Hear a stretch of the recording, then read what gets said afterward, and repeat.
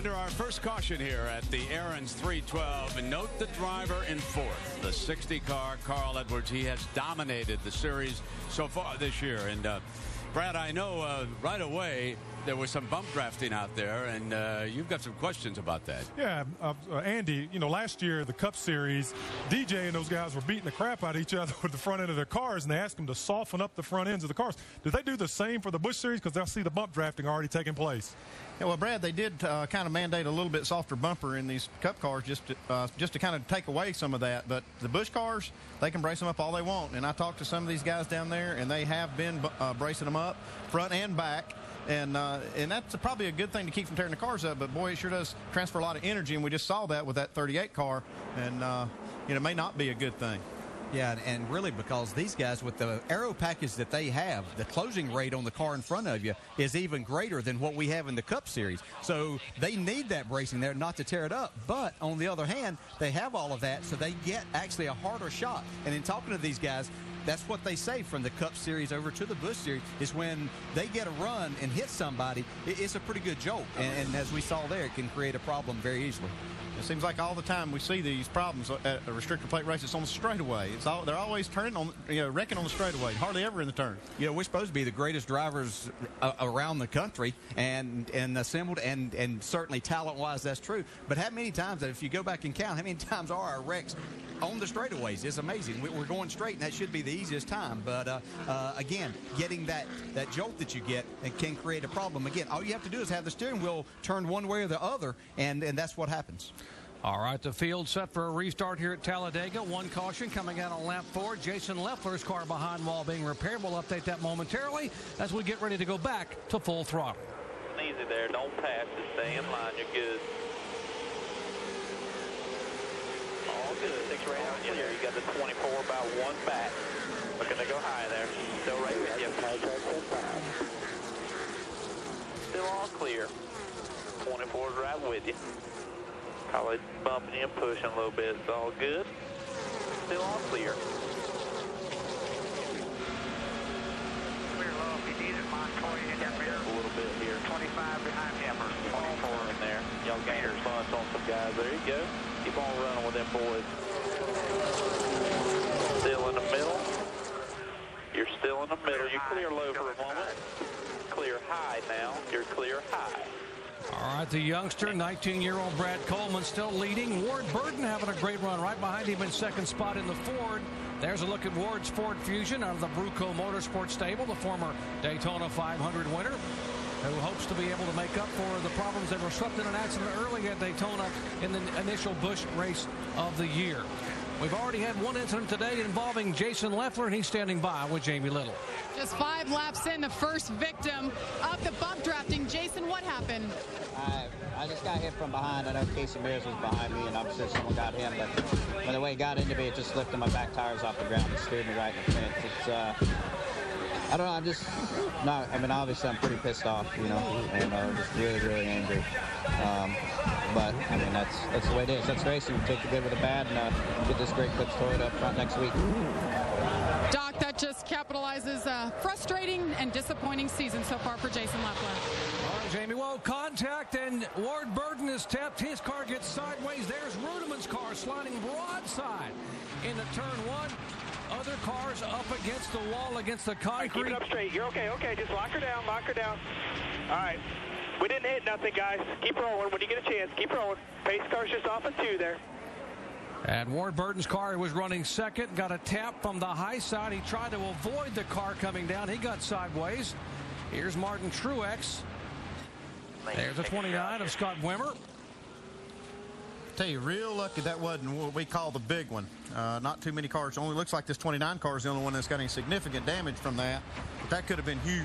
Yeah, that had the makings right where it happened, obviously, with Ward running second of tearing up a lot of race cars. But these guys did a terrific job in missing that.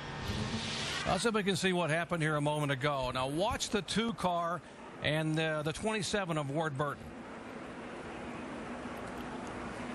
Just a light tap there, but these cars they have so little downforce on this kind of racetrack, and they're kind of they're making a pretty good turn right through the tri-oval too, and yeah, once they make contact.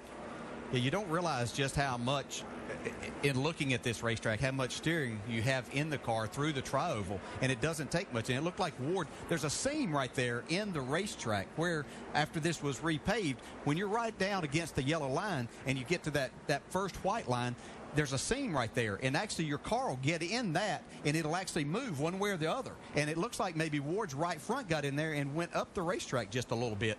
I'm just guessing that happened because I've had it happen in my car before. Here's Martin Truex onboard camera.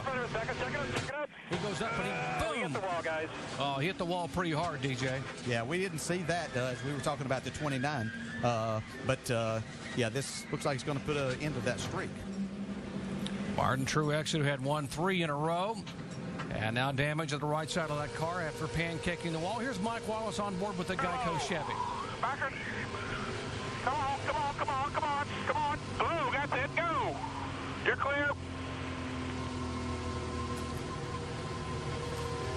So Mike Wallace uses his spotter and does a great job of getting low and avoiding the accident at Talladega. Well, lap number 9, it breaks loose on the front straightaway. A tap between Boyer and Burton, and suddenly we've got a dozen cars spinning back with the green in a moment. This is why I'm hot, hot. This is why I'm hot, hot. Back at Talladega Superspeedway, we are under caution for the second time today. An incident involving, on lap number 9, a dozen cars. Now, what happens when you take a former NBA All-Star with a passion for racing and give him a ringside seat at Talladega? Watch Brad Daugherty. Watch this accident here. Brad looks like he's studying for a test. Now, you think he's pumped up now?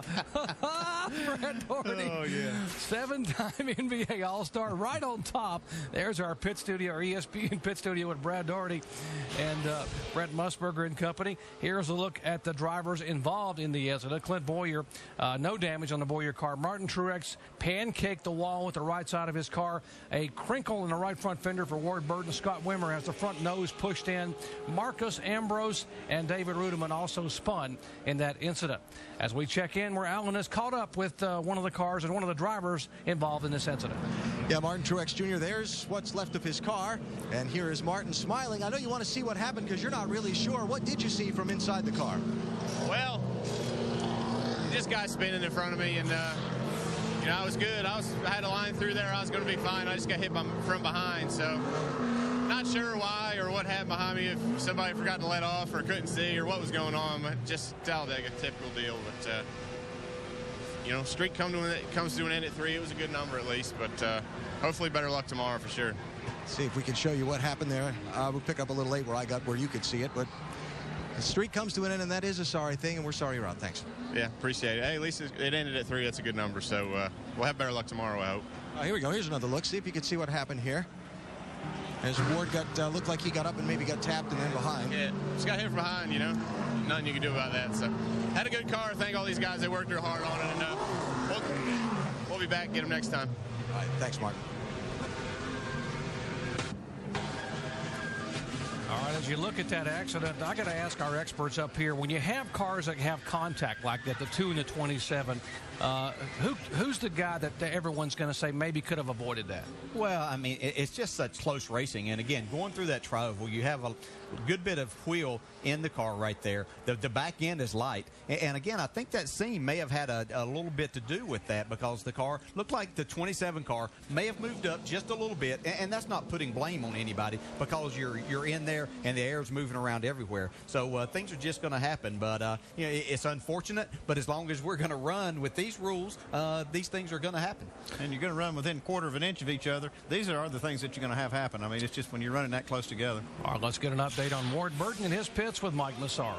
Well, Doc, just after the incident, Ward Burton radioed in saying he got a little bit of help, got pushed by the 6 car, which started that. Reminiscent of exactly what happened in February in Daytona when Ward Burton charged to the front and got caught up in a wreck running inside the top 10. They've rebuilt this race car from the A post forward and the C post backwards. Over the last 3 laps, though, they've done some more repairs, stopping on 3 consecutive laps. In the process, they've changed a total of 8 tires, because after changing the first set, they felt a vibration. They came back down to make sure everything was okay by changing all 4. Doc?